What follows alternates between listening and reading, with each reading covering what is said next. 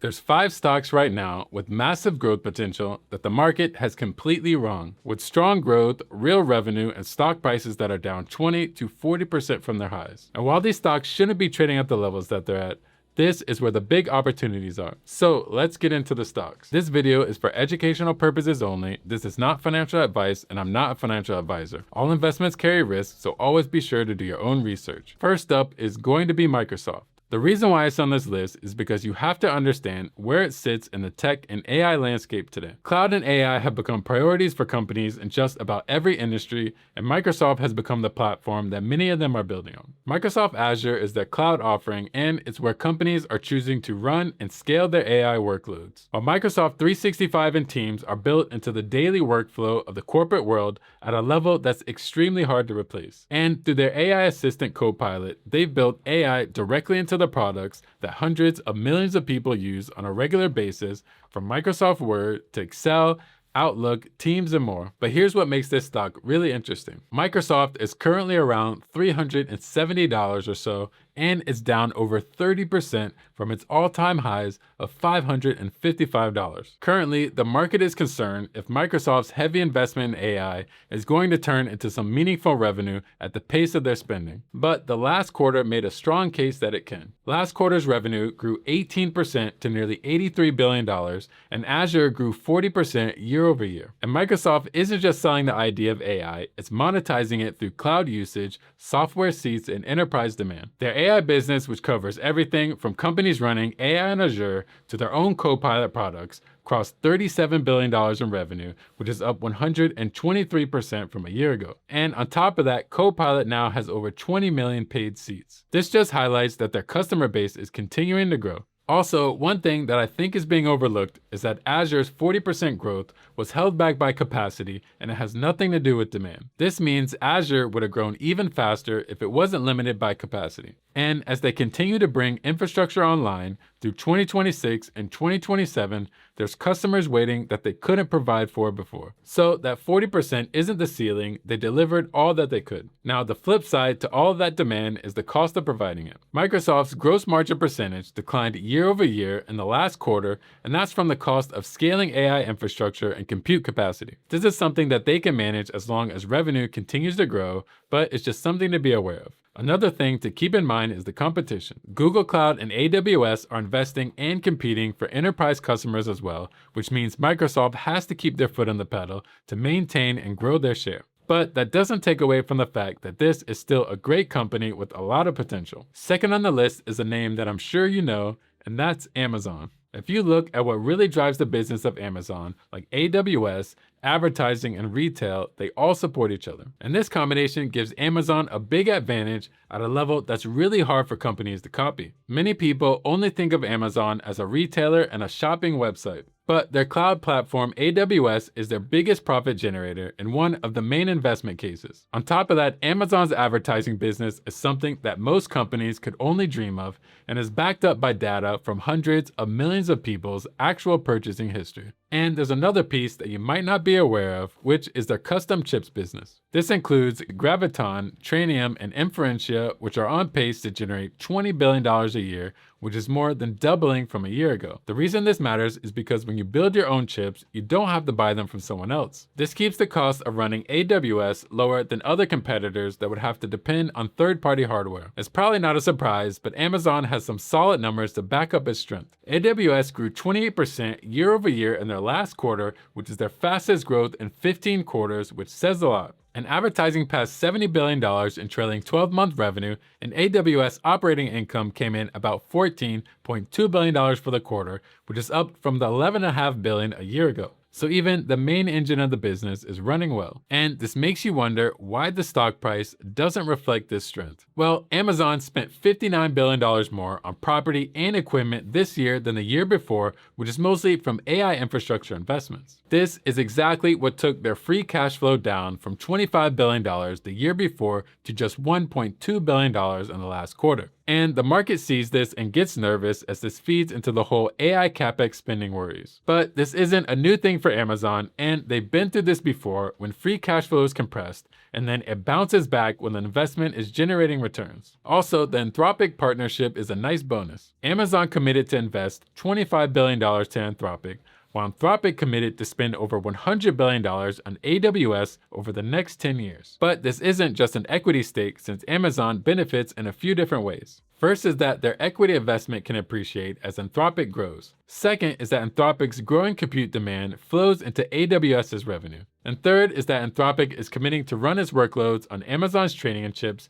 which helps to validate and grow their chips business. Now, the biggest concern is going to be the timeline and the patience required for this stock. The shrinking cash flow is not a big deal, it just means that you're investing in a possible multi-year payback. Also, Amazon's headline profit number for the quarter looks much stronger than what it really was. Out of the $30 billion of net income, $16.8 billion came from their Anthropic investment rather than their core business. And without that profit picture, it's still solid, but nowhere near as great as it initially seemed. And it's not a red flag, but just something to understand when it comes to that number. But if you're willing to give it some time, Amazon could really come out on top and have a comeback moment like what we saw with Google. Coming in third, we have Meta, which I think is often underestimated. Meta owns the largest social network on the globe, with Facebook, Messenger, Threads, Instagram, and WhatsApp together reaching around 3.56 billion people every single day. 3.5 billion daily users is pretty insane, and that reach turns into advertising revenue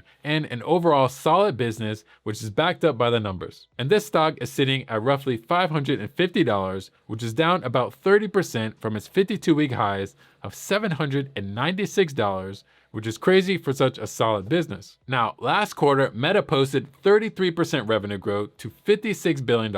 And when you look at what actually drove that, it gets a lot more interesting. Ad impressions across their family of apps grew 19% year over year, and then the average price per ad went up 12% year over year. Both of these increases mean that advertisers are not only buying more ads, but they're paying more for it, which is showing that the platform is getting even better. And AI isn't causing Meta to have to revamp their whole ad business. They're using AI to make something that they already do good even better, and that's a much lower risk play than starting from scratch. Also, Meta AI is being pushed out across all of their apps, and there really aren't many other AI products in the world with their level of distribution. Mark Zuckerberg said that Meta is on track to deliver personal superintelligence to billions of people, which he's not exaggerating because remember, they have 3.5 billion daily active users that they have access to. And something to keep in mind is that Meta is funding this AI build out from a business that's generating some massive cash. They aren't throwing ideas out and seeing what sticks to the wall. This is intentional. You can't forget this is one of the most profitable companies in the world. And given how much the stock has dropped, with the revenue growth that it's had over the last decade, this really starts to look like a bargain. So what's the market concerned about then? Well, Meta has forecasted $125 billion to $145 billion in capital expenditures for 2026. The street, of course, is concerned about the increase in capex spending, and they're wondering when and if there will be a justifiable ROI. Also, Reality Labs, their AR and VR division, has continued to have losses of nearly $77 billion over the last 5 years with no clear roadmap for profitability. But they're moving away from the metaverse to focus on AI first. And Meta is also dealing with ongoing lawsuits over the impact of their platforms on younger users, which could become pretty expensive. But the core advertising business of Meta is still doing very well, and when it comes to the capex, I expect them to be spending heavily to grow. This isn't something new to these growth companies, and it's not just sheer luck that they've been successful for so long. And at this price, growth rate, and the potential of the company, I think this is definitely a stock to take a look at. Up at number 4, we have Broadcom, which is a big player in the AI and chip space. Everyone is always talking about Nvidia, which is a great company. But Broadcom's approach to chips is something that's overlooked, and it's where they dominate. Instead of selling off-the-shelf GPUs to anyone who wants one, Broadcom designs custom chips that are built to the exact specifications that companies need. Google gets chips that are optimized for Google AI workloads, Meta's is built for exactly what they need, and OpenAI and Anthropic falls into the same bucket as well, with multi-year commitments. This level of customization is what puts them in a unique spot that's hard to replace once a company builds their infrastructure on these chips. Now, Broadcom operates across 2 main businesses. You have the semiconductor side, which is all about the AI semiconductor chips. And then you have VMware, which is a software business that helps large companies run and manage their entire computing infrastructure. What's nice is that the software side provides high margin, recurring revenue that can provide more stability than a pure chip company would have. So Broadcom recently reached a high of $495 before a pretty big sell-off after earnings, and now it's sitting around $365. And even though the prices come down, the AI build-out has been ramping up. For the last quarter, AI semiconductor revenue came in at $10.8 billion,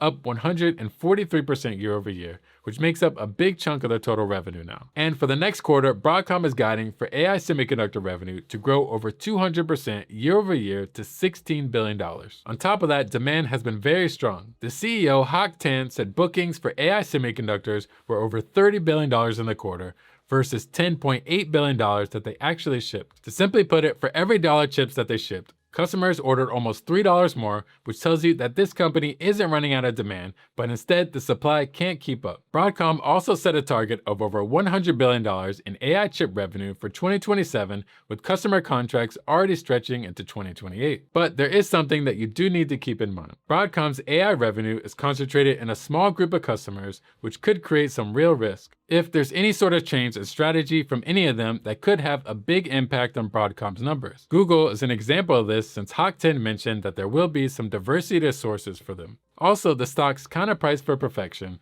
so there isn't any room for errors. I say this because the steep drop after earnings came from Broadcom holding onto their $100 billion 2027 guidance, even though they had a solid quarter. A perfect example of heightened expectations. Now, there's not a lot of companies in this AI cycle that have commitments from names like Google, Meta, Anthropic, and OpenAI, along with the steady software business. And at this price, I don't think that the market has priced in the potential of this company and where the semiconductor revenue is really heading. Next up and fifth on the list is going to be CoreWeave. This is the most direct AI infrastructure play on this entire list, and it's the riskiest one with the highest upside potential. And let me tell you why.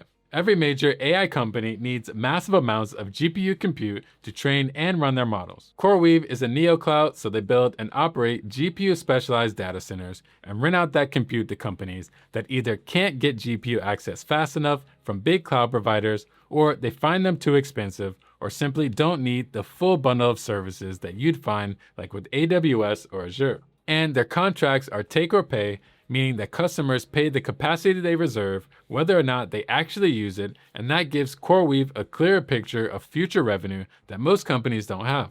Now, this stock is down about 44% from its highs, and the price is now around $96, but let's look at what the business has been doing. The Q1 2026 revenue came in at $2.1 billion, which is up 112% year over year. And in just that one quarter, CoreWeave signed more than $40 billion in new customer commitments, which increased their total revenue backlog to $100 billion. And to think that the backlog was only about half of that at $55 billion 2 quarters before that. And 36% of that $99 billion is expected to be recognized as revenue within the next 24 months. To put that in perspective, the business generated about $6 billion last year, and they already have about 6 times that amount locked in over the next 2 years, which is pretty huge. And Meta signed a $21 billion commitment in March 2026. Also, Nvidia put $2 billion into CoreWeave equity. And the company said that they're mostly sold out of 2026 capacity, with prices increasing across every GPU generation. That paints a strong picture, but there are some risks to understand. CoreWeave is not profitable yet. Last quarter, they posted a $740 million loss, which most of it came from $536 million in interest payments on the debt that they took out to build out GPU infrastructure. This business is capital intensive and it requires consistent reinvestment to stay competitive. So while that backlog is great, keep in mind it's only as strong as the customers that stand behind it. And if the broad AI spending cycle slows down or shifts, that $99 billion in revenue could become a lot less certain. But if you believe that the spending in AI and AI infrastructure will continue to grow over the years, then CoreWeave can be a way to get direct exposure to the story. And if you're looking for a simpler way to get exposure to AI stocks, I cover some of the best AI and semiconductor ETFs in this video here,